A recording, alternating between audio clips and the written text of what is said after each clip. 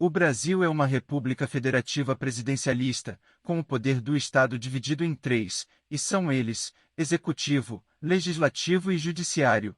Os mesmos são comandados, respectivamente, pelo Presidente da República, Congresso Nacional, formado por senadores e deputados federais, e pelo Supremo Tribunal Federal, o STF. E neste vídeo você vai conhecer a história do voto no Brasil. Essa história de votar no Brasil começou 32 anos após Cabral ter desembarcado no país. Foi no dia 23 de janeiro de 1532 que os moradores da primeira vila fundada na colônia portuguesa, Vila São Vicente, em São Paulo, foram às urnas para eleger o Conselho Municipal. A votação foi indireta. O povo elegeu 6 representantes, que, em seguida, escolheu os oficiais do Conselho. Era proibida a presença de autoridades do reino nos locais de votação, para evitar que os eleitores fossem intimidados. As eleições eram orientadas por uma legislação de Portugal, o Livro das Ordenações, elaborado em 1603.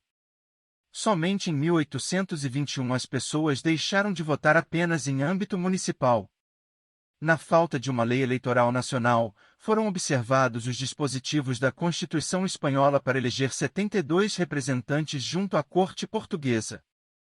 Os eleitores eram os homens livres, mas, diferentemente de outras épocas da história do Brasil, os analfabetos também podiam votar. Os partidos políticos não existiam e o voto não era secreto. Fraudes eleitorais. Com a independência do Brasil de Portugal, foi elaborada a primeira legislação eleitoral brasileira, por ordem de Dom Pedro I. Essa lei seria utilizada na eleição da Assembleia Geral Constituinte de 1824. Os períodos colonial e imperial foram marcados pelo chamado voto censitário e por episódios frequentes de fraudes eleitorais. Havia, por exemplo, o voto por procuração, no qual o eleitor transferia seu direito de voto para outra pessoa. Também não existia título de eleitor e as pessoas eram identificadas pelos integrantes da mesa apuradora e por testemunhas.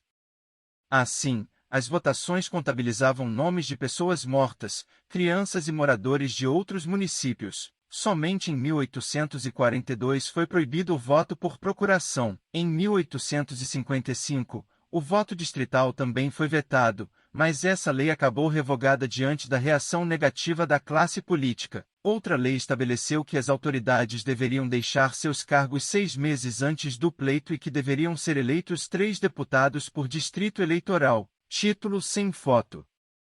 Em mais uma medida moralizadora, o título de eleitor foi instituído em 1881, por meio da chamada Lei Saraiva.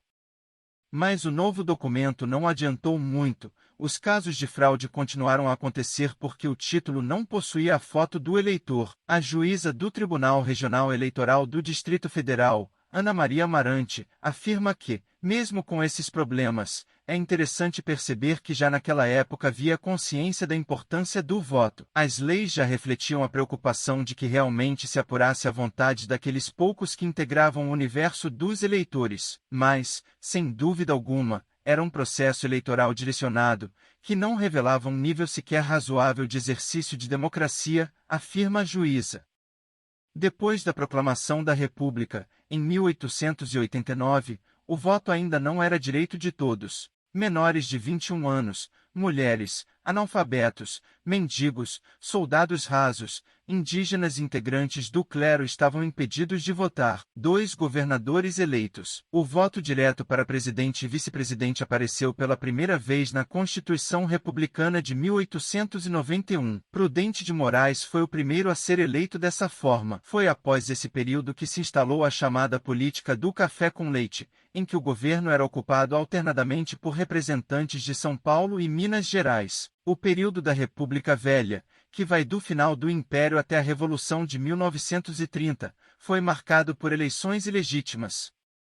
As fraudes e o voto de cabresto eram muito comuns, com os detentores do poder econômico e político manipulando os resultados das urnas. Em uma eleição desse período, ocorrida no Rio de Janeiro, Tantos eleitores votaram 2 vezes que foi preciso empossar 2 governadores e 2 assembleias legislativas. Para o cientista político Jairo Nicolau, autor de um livro sobre a história do voto, a República representou um retrocesso em relação ao Império, em razão da prática do voto de cabresto. As eleições deixaram de ter relevância para a população, eram simplesmente uma forma de legitimar as elites políticas estaduais. Elas passaram a ser fraudadas descaradamente, de uma maneira muito mais intensa do que no Império. Dessa época vêm as famosas eleições a bico de pena. Funcionava assim: um dia antes da eleição, o presidente da mesa preenchia a ata dizendo quantas pessoas a tinham assinado, fraudando a assinatura das pessoas que compareciam. Me conte se você já conhecia a história do voto. E até o próximo vídeo.